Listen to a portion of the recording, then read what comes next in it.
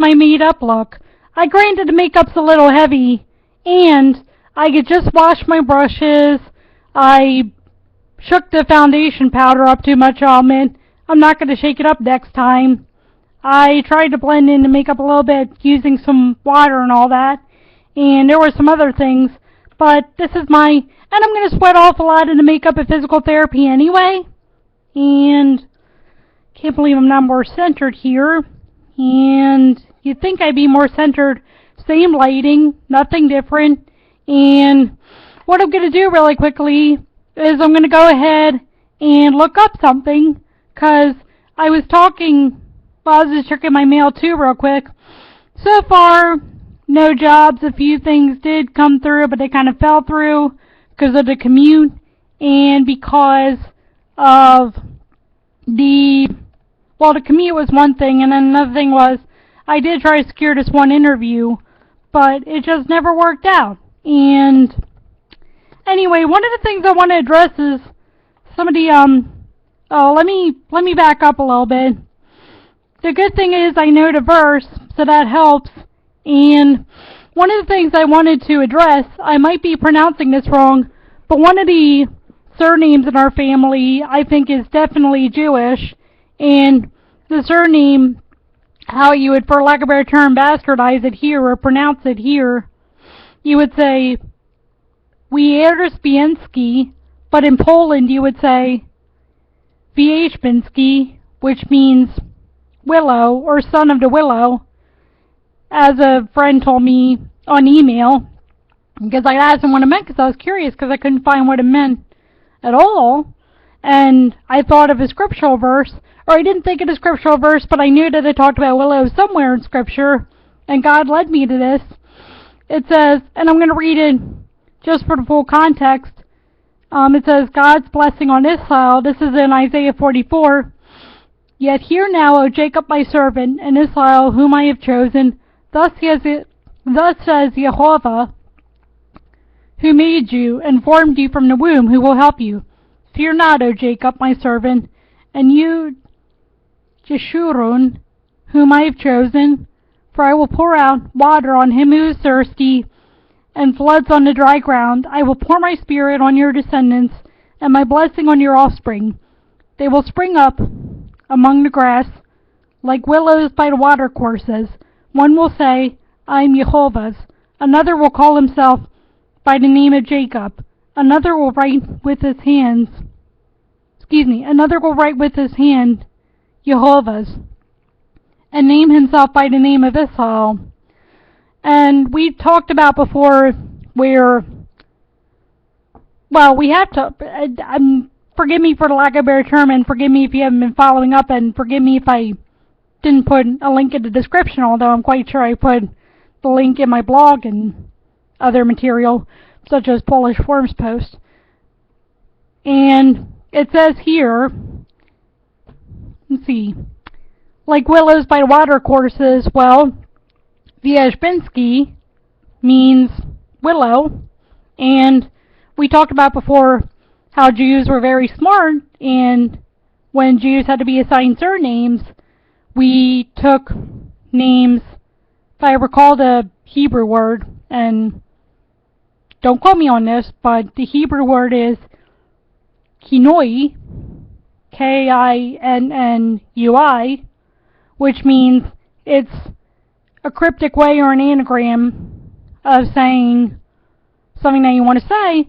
So not necessarily, this wouldn't necessarily apply to any tribe specifically, but it says, they will spring up among the grass like willows by the watercourses. And so obviously one of the names taken was Willow. Now if you look at von Wierzbiński, which is German, but that has a lot more surnames, there's no indication that we were ever von Wierzbińskis. We were just Wierzbińskis. And also, where the debate ended in terms of the marriage certificate was, I had talked about, well, even though great-granddad's grandparents were named Antoni and Katarzyna, they obviously, first of all, they got married 9 hours and 34 minutes away from Krasny. They were both born in Krasny. For some reason, one of them was living in Machkova Roda, and they got married there, and they moved back to Krasny, and then they moved to Lipsk. And the thing is, after the January uprising, Poles could not own land. Jews could. They weren't allowed to move up mobily, but they could own land. And also, they did wedding announcements a week apart, first on February 15th, whatever date that was. I don't know the Hebrew date, I don't have it in front of me. I'm going to go look it up as we're talking here, or at least as I'm talking. And the other date they did 2 announcements on was February 22nd. And since I don't have the care right dates, unfortunately, we can go look up February 16th it was. February 16th, it might have been February 14th, 1860. Don't have it in front of me. I'm going to go check that real quick. And also, I figured out what happened after someone told me, well, sometimes lords would free their peasants and give them land if they were feeling generous, and they also would give the peasants their surnames, or the peasants would take their surnames, and right then and there, she pretty much led me to figure out what happened. What happened was, sure, we took the surnames, and the condition was, and this is where she said, well, I believe that people are good and all that, and you can't be making this up and whatever. Well, what I figured out was, just like, unfortunately, the Nazis, Yamak Shemam, were watching the Jim Crow South to see what they were up to, the Polish peasants got it in their minds, you know what? If these Jews can marry Catholic, we can free them. So, we found a condition. Perfect. Because obviously, if you wanted to free a peasant, and you didn't want them to be, what was in your mind, pagan, you would want them to convert, so that, lo and behold, they would no longer be pagan in your mind. And I can even read you an example of where this happened prior to what happened to great-granddad's grandparents. And it was either you can, in this case, in the case that I'm about to read you, was either you convert or you leave. In the case of my great-granddad's grandparents, it was either you convert or you're not free. And obviously there was no religious freedom in Poland for peasants and all that, so of course they had to become a Nusim, and not a lot is, as far as I know, known about Ashkenazi and Nusim. And what it says here in the early Middle Ages, it says here, it talks about Bishop Avidas, and it says he wrote a letter, well, he directed a letter to the Jews in which he disclaimed the use of compulsion to make them adopt Christianity. Well, he disclaimed the use, but he obviously didn't. And it says that he announced at the end of the missive, therefore, if ye be ready to believe as I do, be one flock with us, and I shall be your pastor. But if ye be not ready, depart from this place. The community hesitated for 3 days before making a decision. Finally, the majority, some 500, accepted Christianity. The Christians in Claremont greeted the event with rejoicing. And it talks about how they rejoiced. And then it said, the Jews who preferred exile left for Marseille. And then it says, the poet, it talks about how someone composed a poem, and it says, in 582, the Frankish king Chilperic compelled numerous Jews to adopt Christianity. Again, the Anusim were not wholehearted in their conversion, for quote-unquote, some of them cleansed in body but not in heart, denied God, and returned to their ancient perfidy, so that they were seen keeping the Sabbath as well as Sunday. So, Ashkenazim were very smart as to what had happened to their Sephardic brothers and sisters, and people are not good by nature. Look at the Holocaust, for example.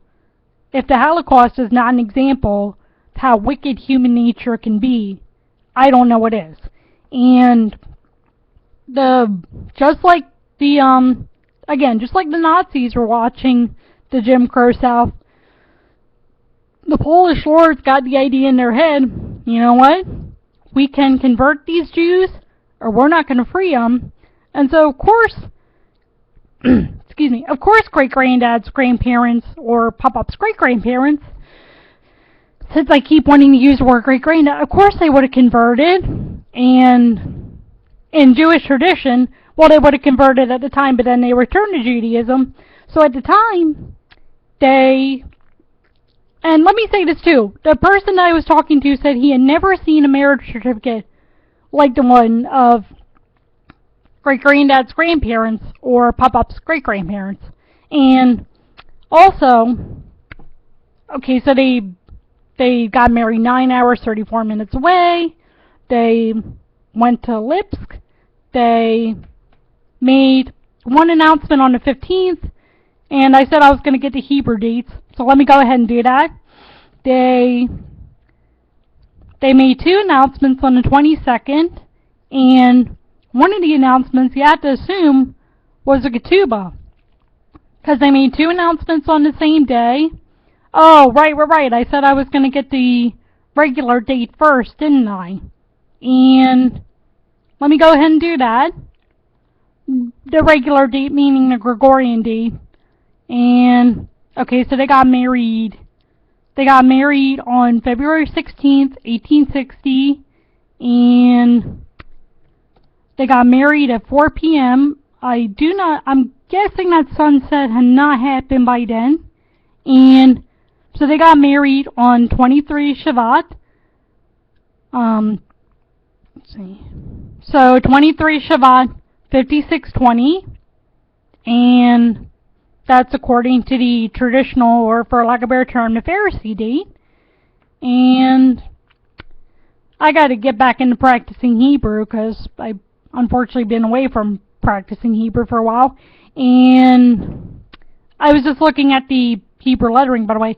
But so they got married on the 23rd of Shavat, 5620, and, or maybe I could say 5620, but 5620 I think makes more sense, because, or maybe 5620, but anyway. So, and then it also said that they were illiterate, but that doesn't mean that they were illiterate per se. It just might have meant that they were illiterate in Polish.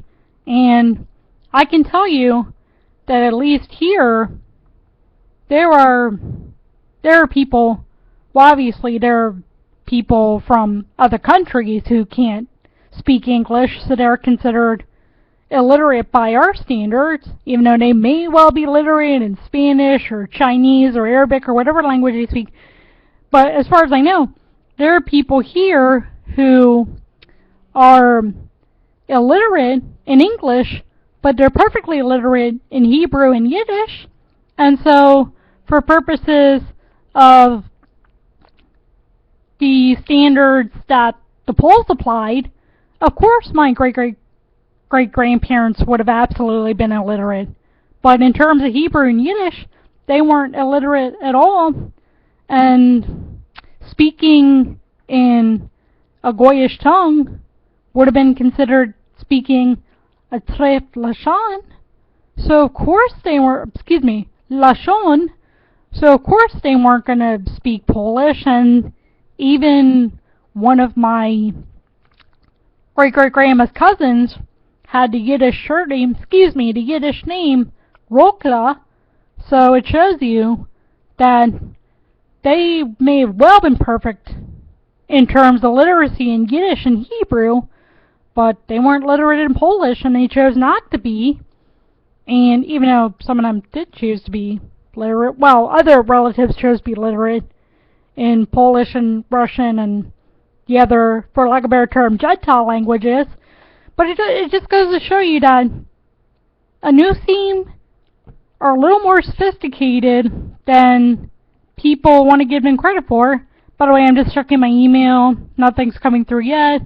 Unfortunately, I got a call from a spammer. That's apparently what I get for applying for a job. You know, spammers pick up on your contact information and what have you. And anyway, let's see. So there's a lot of other stuff I could talk about too, but I have been boring you for roughly, let's see, 15 minutes and 25 seconds, and I think I'm going to end it here at, we're at 15 minutes and 32 seconds, so let me go ahead and bore you for, what is it here? Okay, and 4, 3, 2, 1. Okay, and we're actually going ahead and, well, let me just finish up this minute and go ahead and wrap up and get my mouse on the, well, get my clicker on the stop recording button. And 1,